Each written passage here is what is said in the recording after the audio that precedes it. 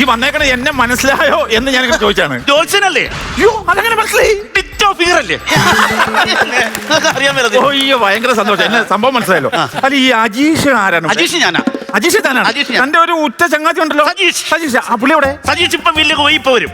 പെട്ടെന്ന് വിളിക്ക്, രണ്ടുപേരെ വിളിച്ചിട്ട് വേണം നമുക്ക് ഇതിന്റെ പരിഹാരം നോക്കാൻ. കുഴപ്പമില്ല ജോത്സരെ, ജോത്സരെ നമുക്ക് അങ്ങ് തുടങ്ങി നോക്കാം. അവൻ ഇടയ്ക്ക് വന്ന് കൂടിക്കോളും. ഇടയ്ക്ക് വന്ന് കൂടാൻ തന്നെ പറമ്പിപ്പണി വല്ലതാണോ? രണ്ടുപേരെ വിളിച്ചു വരുത്തണം, എന്നിട്ട് നമുക്ക് ഒരുമിച്ചിരുന്ന് വേണം അതിന് പരിഹാരം. അവൻ ഇപ്പൊ പോയതല്ലോ, വരാൻ ഇത്തിരി ലാഗ് ഉണ്ടാകും. നമുക്ക് തുടങ്ങി നോക്കാം. അവൻ വരുമ്പോ കൂട്ടിയാ പോരാ കൂടെ ആണല്ലേ? എന്നാ പിന്നെ കുഴപ്പമില്ല. എന്നാ പിന്നെ അജീഷ് ഇരിക്കുക, ആ കാര്യങ്ങൾ വിശദമായിട്ട് നമ്മുടെ നോക്കിക്കളയാ. ജോത്സരെ ഇതിന്റെ ടോൺ പെട്ടെന്നൊരു മാറ്റം. ആദ്യം വേറെ ടോൺ ആയിരുന്നല്ലോ. അതിനെ സംഭവം അറിയോ? ഞാൻ ഈ ജ്യോതിഷം പറയുമ്പോണ്ടല്ലോ, ഈ ടോൺ പിടിച്ചാലേ ആൾക്കാർ വിശ്വസിക്കുള്ളൂ. മറ്റേ ടോണിൽ പറഞ്ഞാൽ വിശ്വസിക്കില്ല. ആര് പറഞ്ഞതൊക്കെ ചുമ്മാ പറഞ്ഞു. കാര്യമാണോ പറയുന്നത്? ടോൺ ഒരു വിഷയമല്ല, വിശ്വസിക്കും. ആണോ? ടോൺ മാറി. എന്നാ അജീഷ് ഇവിടെ ഇരുന്ന്, അജീഷിന് ഒരു പ്രധാനപ്പെട്ട ഒരു കാര്യം പറയാനുണ്ട്. ഒരു ദോഷം വരാണ്ട് അവിടെ ഇരുന്ന് കണ്ടോ? ഈ ടോണി പറഞ്ഞിട്ട് വിശ്വസിച്ചോ? ദോഷം പറഞ്ഞു. അല്ല ദോഷം. അജീഷിന് ഒരു ദോഷം വരാണ്ട് അവിടെ ഇരുന്ന് ഒരു പ്രത്യേക ഒരു കാര്യം പറയാനുണ്ട്. ചുമ്മാ ഇങ്ങനെ പറഞ്ഞ ആരെങ്കിലും വിശ്വസിക്കൂ? എനിക്കെന്ത് ദോഷം പറയാൻ? ചുമ്മാ അടിച്ചിടുക. എന്നാ കേട്ടോ, അജീഷ് അവിടെ ഇരിക്കുക, അജീഷിനൊരു ദോഷം വരാൻ എന്താ? പെട്ടെന്ന് നോക്കി പറ. ആപത്ത് വരുവാണോ നോക്കി പറ. ഇപ്പൊ ഈ ടോണി പറഞ്ഞ വിശ്വസിച്ചില്ലേ? മറ്റേ ടോണി പറഞ്ഞപ്പോ വിശ്വസിച്ചില്ലല്ലോ. അതാണ് ഞാൻ പറഞ്ഞത്, ജ്യോതിഷം പറയണമെങ്കിൽ ഈ ടോണ് വേണം. അങ്ങനെ ടോൺ പറഞ്ഞ് മനസ്സിലാക്കി തന്നോ? അതെ അതെ. വിടണ്ട, ഈ ടോൺ തന്നെ പിടിച്ചാൽ മതി.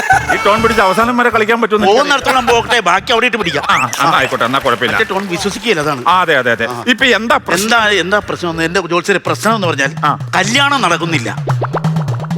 ആര് പറഞ്ഞു? എനിക്ക് തന്നെ ഈ മാസം 13 കല്യാണമുണ്ട്. ഗൾഫിൽ നിന്നൊക്കെ ആൾക്കാർ വന്ന സമയമാണ്. ഞായറാഴ്ച 2 കല്യാണം ഞാൻ കീഴ്ക്കുന്നത്. എത്ര പോലെ കല്യാണം? നാട്ടിൽ കല്യാണം നടക്കുന്നില്ലെന്നാണ് പറഞ്ഞത്. പിന്നെ എന്റെ കല്യാണം നടക്കുന്നില്ല, അതാണ് പ്രശ്നം. അത് നമുക്ക് നോക്കാം, അത് പ്രശ്നമില്ല. അത് നമുക്ക് നോക്കാലോ. കൊറേ ഉണ്ടല്ലോ. കബഡി പൊടിച്ചു കളയാൻ പോകണം. സംസാരിക്കില്ല. ഓം ക്രീം ഐസ്ക്രീം താടാ, ഓം ക്രീം ഐസ്ക്രീം താഹാ. ഫ്ലേവർ ഏത് വേണം? വാനില വേണോ പിസ്ത വേണോ? എന്നത്? ഐസ്ക്രീം താടാ. ഐസ്ക്രീം താടാന്നല്ല പറഞ്ഞ. ഓം ക്രീം ഐക്ലീം സ്വാഹ. ഐക്ലീം സ്വാഹ. മന്ത്രം ലെജിബിളായിട്ട് പറയണം. ഇപ്പൊ എത്ര പെട്ടി ഐസ്ക്രീം ഇവിടെ വന്നതെന്ന് അറിയാം. ഫോൺ ചെയ്ത് പറഞ്ഞു. നിങ്ങൾ എന്തിനാണ് എന്റെ മന്ത്രത്തെ കയറി പിടിക്കണത്? പിടിക്കുന്നില്ല. നിങ്ങൾ അത് പിടി കേട്ടോ, മന്ത്രത്തെ കയറി പിടിക്കല്ലേ. ഒരു കാര്യം ചെയ്തേ, ഒരു ഇത്രയും സാധനം ആ മൂലയിലേക്ക് മാറ്റി വെച്ചേ. അത്ര സാധനം മാറ്റി വെക്കണത്. നീ എല്ലാത്തിനും സംശയം ചോദിച്ചാൽ ഞാൻ ഇത് എങ്ങനെ ഇത് കളിച്ചോപ്പിക്കണം? അങ്ങോട്ട് മാറ്റി, ആ മൂലയിലേക്ക് മാറ്റി. ഇതൊരു 6 ആ മൂലയിലേക്ക് മാറ്റി. മാറ്റി വെച്ചേക്കണ 6 അതെന്താ? അത് കബഡിയാറ്.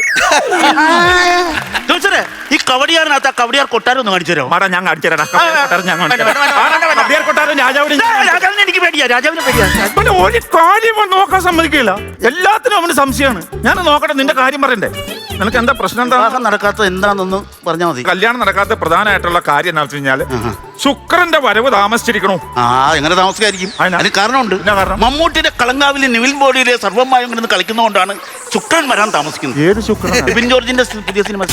ബിപിൻ ജോർജിന്റെ ശുക്രന്റെ കാര്യമാണോ ഞാൻ പറഞ്ഞത്? ഓരോ മനുഷ്യന്റെ ജീവിതത്തിൽ ശുക്രൻ കൂടുതലുണ്ട്. ഓരോ വ്യക്തിയുടെ കൂടുതലും ശുക്രനുണ്ട്. ആ ശുക്രന്റെ വരവ് താമസിച്ചുകൊണ്ടാണ് നിന്റെ കല്യാണം നടക്കാത്തത്. ഞാനൊരു കാര്യം ചോദിക്കട്ടെ, ജോർജിന്റെ ഒരു പിടിപാട് വെച്ചിട്ട് ഈ ശുക്രനെ നേരത്തെ വരുത്താൻ പറ്റും?